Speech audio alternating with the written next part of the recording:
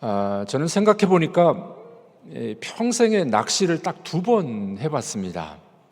한 번은 우리 부교역자들과 함께 수련회를 떠났는데 화천에서 이 빙어 낚시하는 데를 들어간 적이 있었습니다. 그때 교역자들 가족들에서 한 20여 명이 갔는데 이 비싼 돈을 주고 들어갔거든요. 한 마리도 못 낚았습니다. 그 빙어 낚시도 그 쉬운 게 아니더라고요. 또 한 번의 경험은 제가 미국에서 공부할 때 친구 목사님들과 함께 3명이 이 도미 낚시를 간 적이 있었습니다. 캘리포니아 해안에 이 파도가 치는 곳이 있는데 파도가 들어왔다 나가죠. 그리고 또 새로운 파도가 들어오면 여기서 이 2개가 부딪혀서 파고가 일어납니다. 그 지점에 도미가 많이 들어온대요. 그래서 저희가 이제 책을 읽고 글을 읽고 지식만 가지고 갔습니다. 가서 이제 이 낚시를 하는데 미국은 라이센스를 사야 돼요. 허가증을 사야 낚시를 할 수가 있습니다.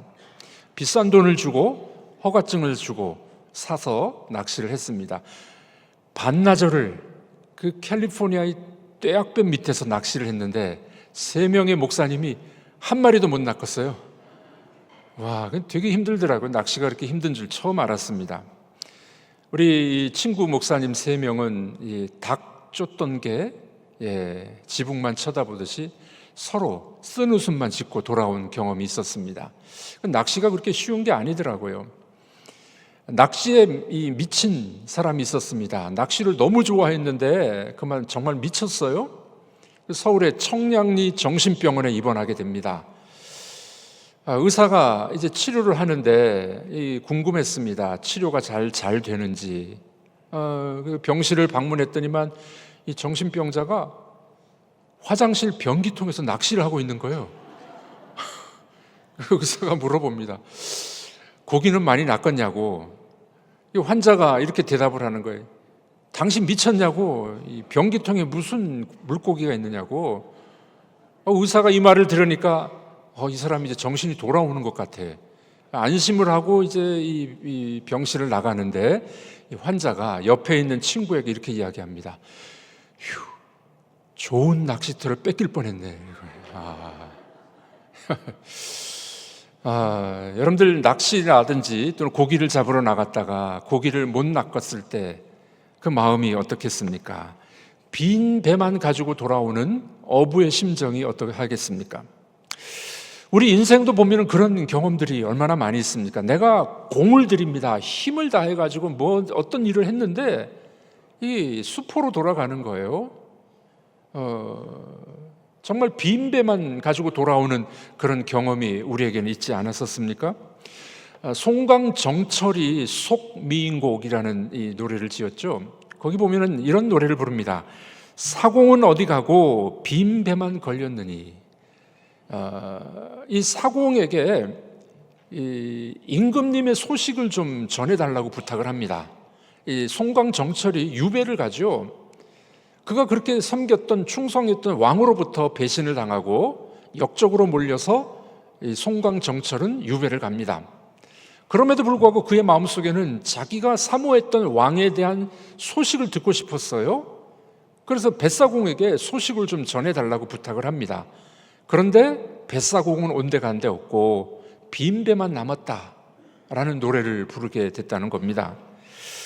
임금님을 님이라고 불렀죠. 옛날 우리 선조들을 보면은 임금님을 님이라고 그렇게 불렀습니다. 님이라고 불렸던 임금님이 남이 되어 버렸어요. 여러분, 그런데 이 남만 되면 좋은데요, 님자에다가 점을 하나 찍으면 남이 되죠. 이 점이 밑으로 오면 뭐가 됩니까? 놈이 돼요. 우리 인생사가 그렇지 않습니까? 내가 그렇게 믿었고 내가 이 희망을 가졌던 사람이 남이 돼버려요. 남만 되면 괜찮은데 어떻게 됩니까? 놈이 되는 경우도 있어요. 이것이 우리 인생의 허무함과 어려움이 아니겠습니까? 우리가 살다 보면 열심히 일을 했는데 빈 배만 있는 이유가 무엇입니까? 아무리 좋아하고 소망했던 일들이 그냥 허탄한 일이 되는 경우는 없지 않습니까? 요즘에 전쟁의 소식이 여기저기 있습니다. 또 비행기를 탔다가 비행기가 떨어져서 죽는 사건들도 너무 많습니다. 그저께 비행기를 타고 유럽에서 오는데 이 항로가 좀 이상하게 변경됐더라고요. 왜냐하면 위에는 우크라이나 전쟁이 있고 밑에는 이스라엘, 이란 전쟁이 있는 그 사이를 지나오는데 혹시 미사일이 날아올까 걱정이 되기도 했습니다. 전쟁의 소문, 또 뭐 관세를 50% 올리겠다고 난리를 치는 그런 미친 대통령도 좀 있는 것 같고, 우리 인생사가 참 힘들지 않습니까? 제가 그런 생각을 해봤습니다. 우리가 살아가는 삶에 있어서 제일 무서운 존재가 누구냐? 사람이에요, 사람. 왜 그렇습니까? 사람의 마음속에 죄가 있기 때문에 하나님을 저항하고 하나님께로부터 벗어난 인생의 모습을 보면은 죄와 살인과 죽음, 그리고 그 결말을 보면 어떻습니까?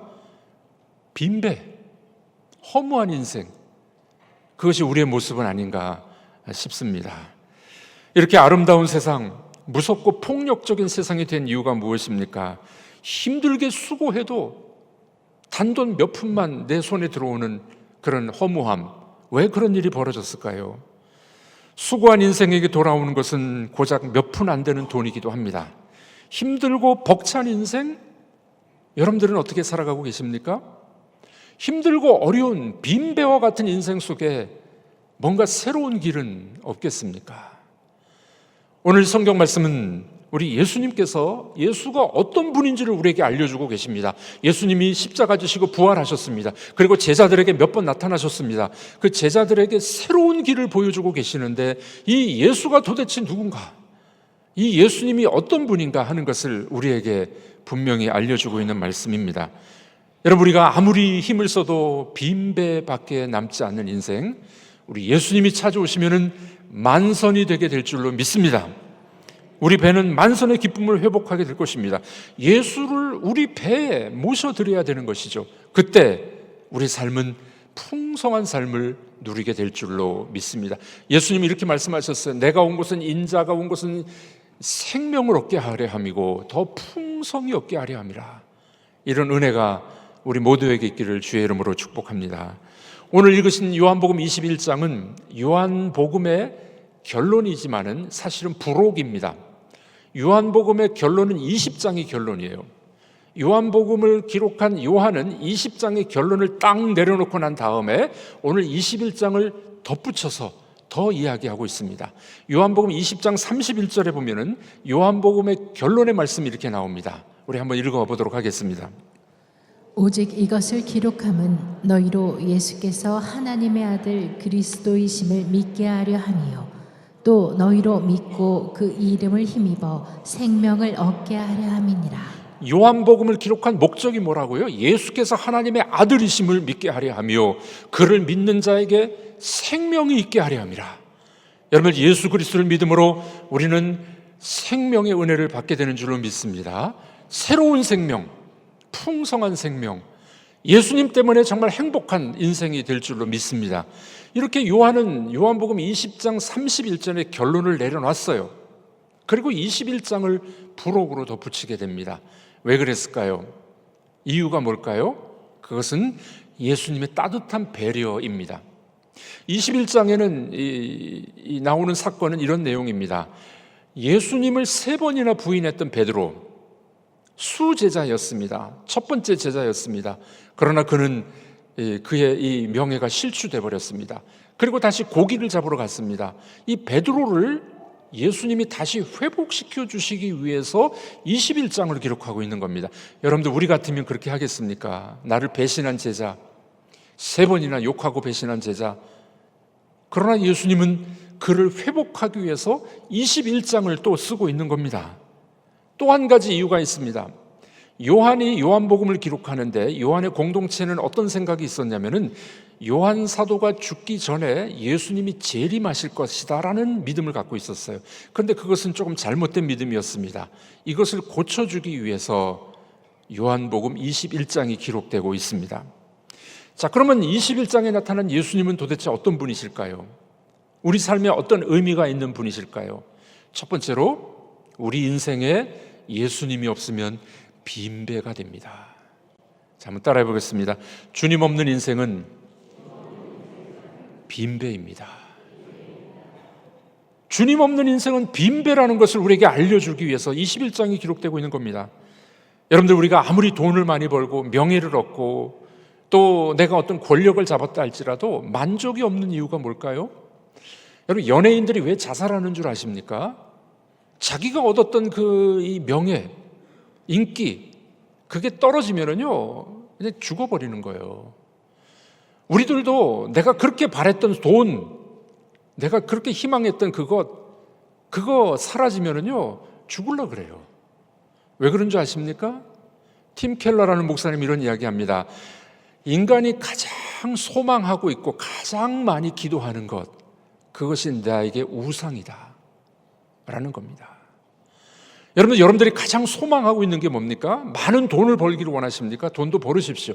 여러분들 명예를 얻기를 원하십니까? 명예도 필요합니다. 그런데 내가 가장 소망하는 것이 우상이라는 거예요. 내가 가장 소망하는 것이 예수님이기를 바랍니다. 하나님이시기를 바랍니다. 그러면 돈과 명예와 권력의 제자리를 찾는 거예요. 인기가 많은 사람들이 죽는 이유가 바로 거기 있는 겁니다. 자기가 바랬던 인기와 소망과 희망이 떨어지면은 살 가치를 잃어버리는 거죠. 그러나 우리 인생의 주님을, 예수 그리스도를 영접하게 되면은 주님이 나의 왕이십니다, 주님이 나의 주인이십니다를 믿는 사람은 인기와 돈에 상관없이 우리 인생은 행복한 인생이 될 줄로 믿습니다. 그래서 주님이 없는 인생은 빈배가 되는 겁니다. 허무한 인생이 되는 거죠. 부활하신 주님이 제자들에게 여러 차례 나타나셨습니다. 성경을 읽어보면 약 6번 정도 예수님이 등장하십니다. 자, 그런데 오늘 본문에 보면 예수님이 갈릴리 호수 북쪽 지방에 나타나십니다. 제자들이 그곳에 갔기 때문입니다. 또 제자들은 예수님의 예언을 기억하셨을 것입니다. 예수님이 부활하면은 갈릴리에서 만날 것이다 라는 기대감을 가지고 그들은 갈릴리 호수로 올라간 것 같습니다. 이 갈릴리 디베랴 바다라는 곳에 7명의 제자가 오늘 등장하게 됩니다. 갔더니만 이들은 그만 부활의 주님을 만났어도 믿음이 떨어졌어요. 주님을 제대로 영접하지 못했습니다. 이들의 생각은 어떤 생각을 갖습니까? 예수님이 돌아가셨어. 부활했다고 하지만은 내가 믿음이 별로 없어. 다시 옛 직업으로 돌아가는 겁니다.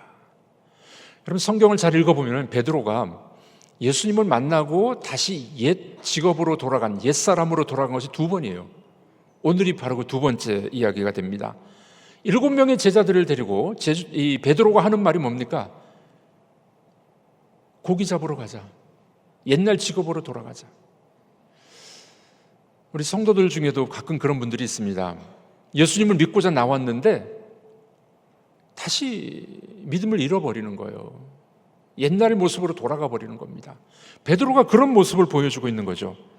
오늘 본문 3절은 이렇게 이야기합니다. 우리 다 같이 읽어보도록 하겠습니다.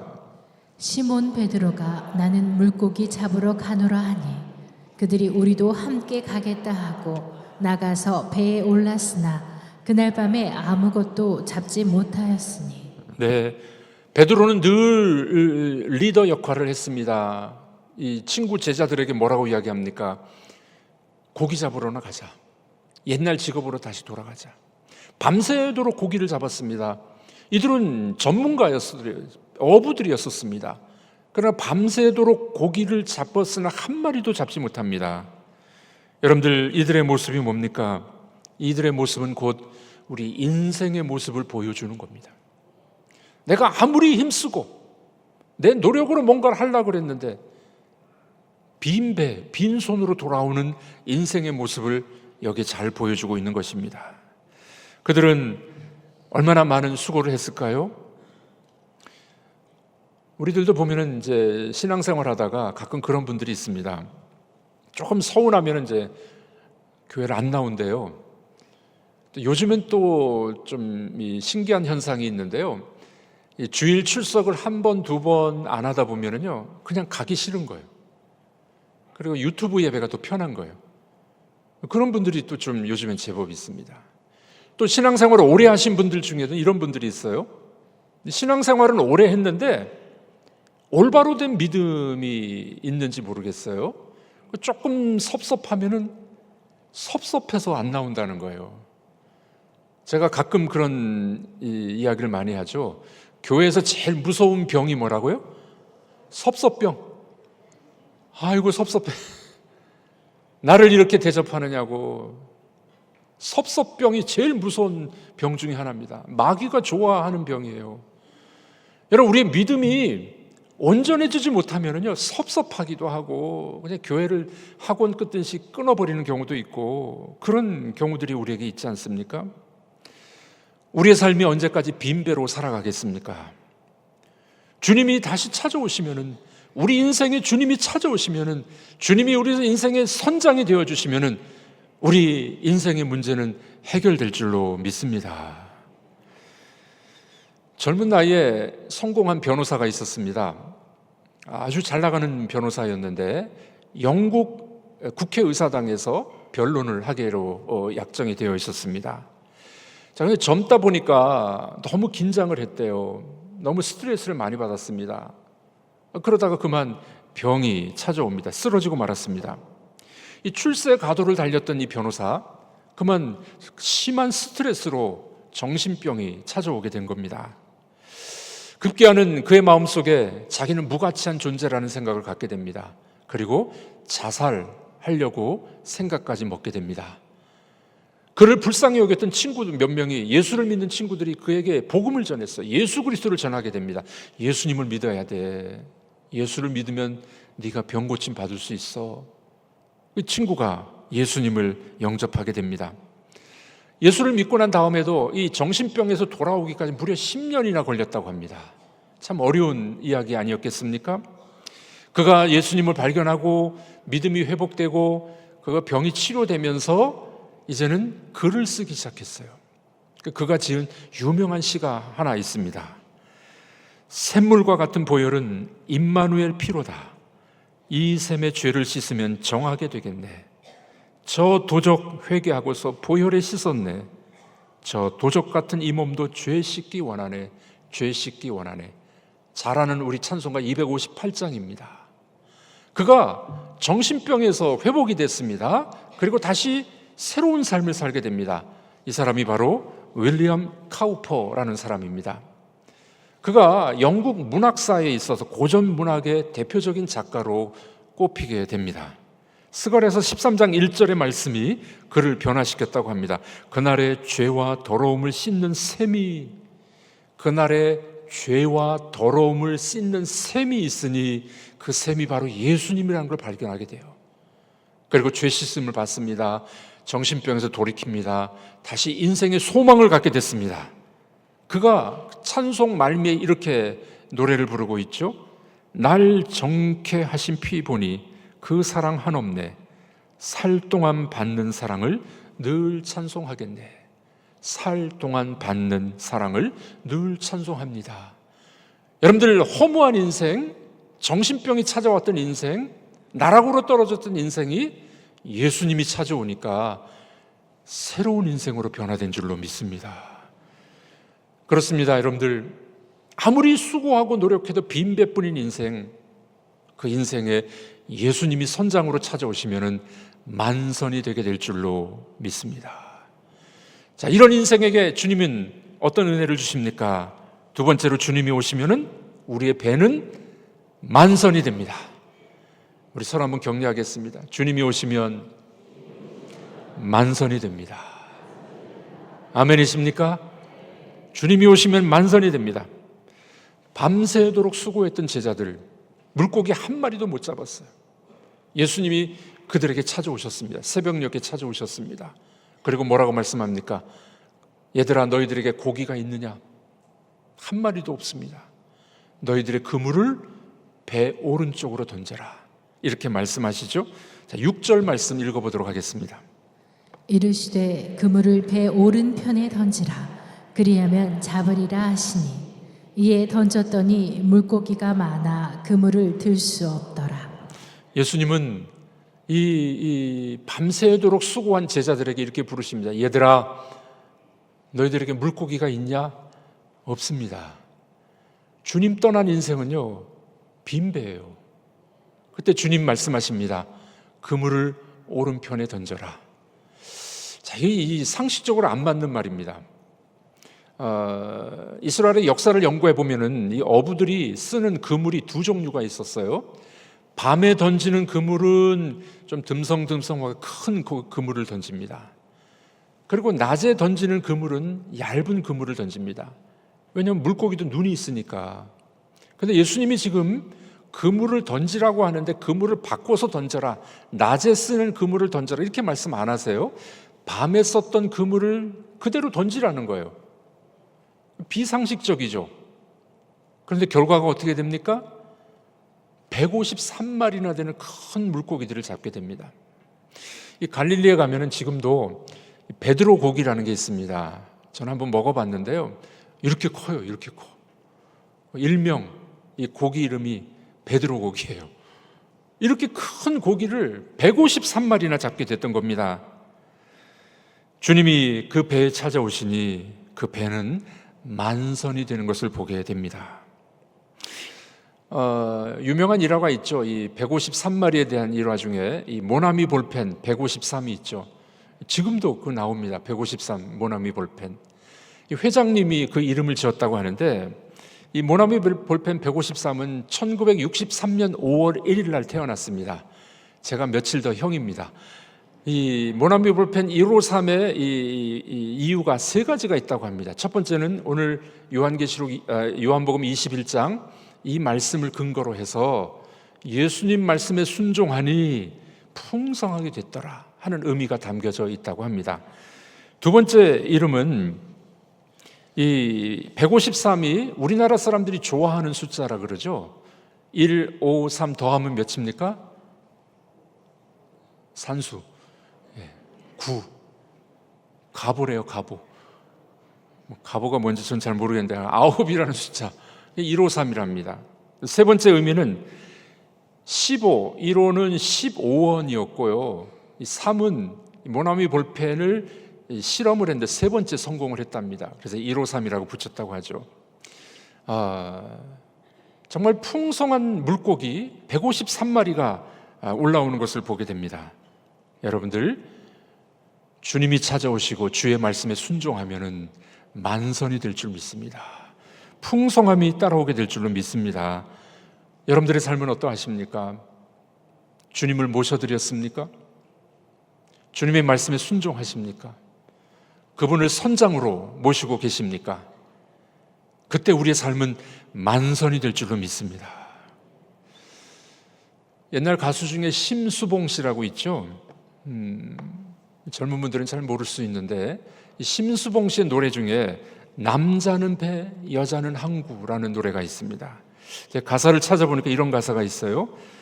언제나 찾아오는 부두의 이별이 하루하루 바다만 바라보다가 눈물 지으며 힘없이 돌아오네. 남자는 다 모두가 그렇게 다 남자는 다 그렇대요. 남자는. 여러분, 남자만 그렇습니까? 돈은 어떻던가요? 명예는 어떻던가요? 내가 그렇게 소망하는 것은 어떻던가요? 남자는 다, 돈은 다, 명예와 권력은 다 내가 그렇게 소망하던 것들이 이루어지지 않으면 빈배가 되어버리는 겁니다. 우리 인생이 그것 때문에 얼마나 힘들어합니까? 여러분, 그런데 소망이 있습니다. 바로 그때가 하나님을 찾을 때예요. 우리가 빈배가 되어버렸을 때, 허망한 인생이 되어버렸을 때, 그때 바로 주님이 찾아오시면 우리의 삶은 역전되게 될 줄로 믿습니다. 주님이 오셔야 됩니다. 그분에게 순종하셔야 됩니다. 그때 우리는 풍성한 만선의 기쁨을 누리게 될 줄로 믿습니다.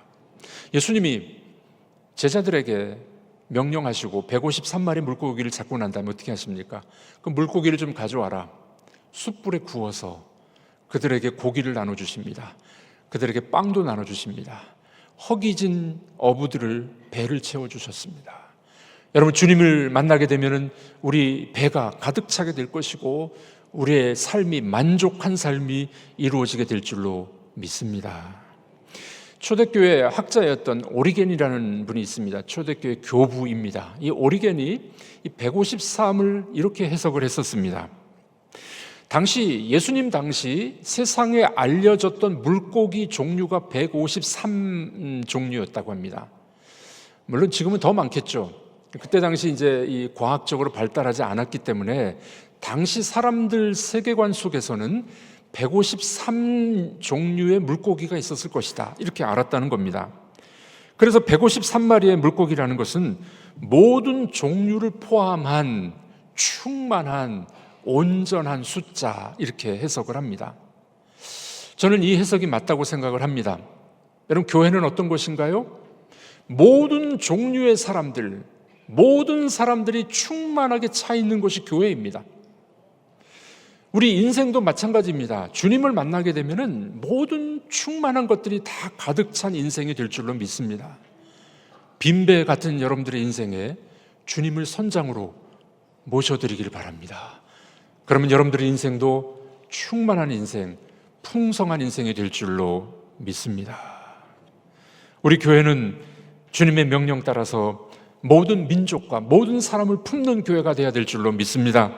믿는 사람이 말씀에 순종하게 될 때 교회가 풍성하게 될 줄로 믿습니다. 해밍웨이의 작품 중에 노인과 바다라는 소설이 있죠. 얼마 전에 읽었는데 참 감명 깊었습니다. 그 내용은 여러분들이 잘 아십니다. 한 노인이 배를 타고, 작은 배를 타고 이 낚시하러 나갑니다. 물고기를 잡으러 나갑니다.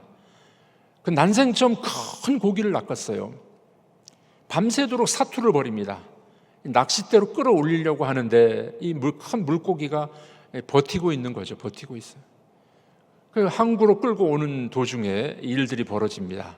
상어떼가 나타났습니다. 이 상어가 물고기를 뜯어먹기 시작했어요. 점점점 뜯어먹어서 물고기가 얼마 남지 않았었습니다. 이때 노인이 이렇게 이야기합니다. 노인은 물고기에게 더 이상 말을 걸 수가 없었다. 물고기가 너무 심하게 망가졌기 때문이었다. 그러다가 문득 어떤 생각이 떠올랐다. 반쪽짜리 물고기야? 물고기였던 물고기야. 내가 너무 멀리 나온 게 후회스럽구나. 이제 배가 너무 가벼워졌어요. 물고기가 다 상어에게 먹히고 나니 뼈만 남았던 겁니다. 그때 노인은 이런 생각을 합니다. 모든 생각을 초월하고 이제 그저 집으로만 잘 돌아갔으면 좋겠다. 그렇게 하고 끝납니다. 여러분, 이 노인이 큰 물고기를 잡았으나 상어떼에게 다 먹혀버립니다. 그리고 빈배로 돌아오는 인생이 되어버립니다. 이것이 인생사가 아닐까요? 여러분들, 빈배뿐인 인생이십니까? 우리 인생 속에 예수 그리스도를 영접하는 여러분들이 되길 주의 이름으로 축복합니다. 주님이 찾아오셔야 될 줄로 믿습니다. 주님을 믿는 여러분들이 되길 바랍니다. 그때 주님은 우리 삶의 주인이 되셔서 여러분들에게 생명을, 그리고 우리 인생이 풍성한 삶이 될 줄로 믿습니다. 주님을 영접하고 신뢰하고 초대하는 여러분들이 되길 바랍니다. 우리 삶 속에 주님을 주인으로 모시고 행복한, 만족한 삶이 되시기를 주님의 이름으로 축복합니다.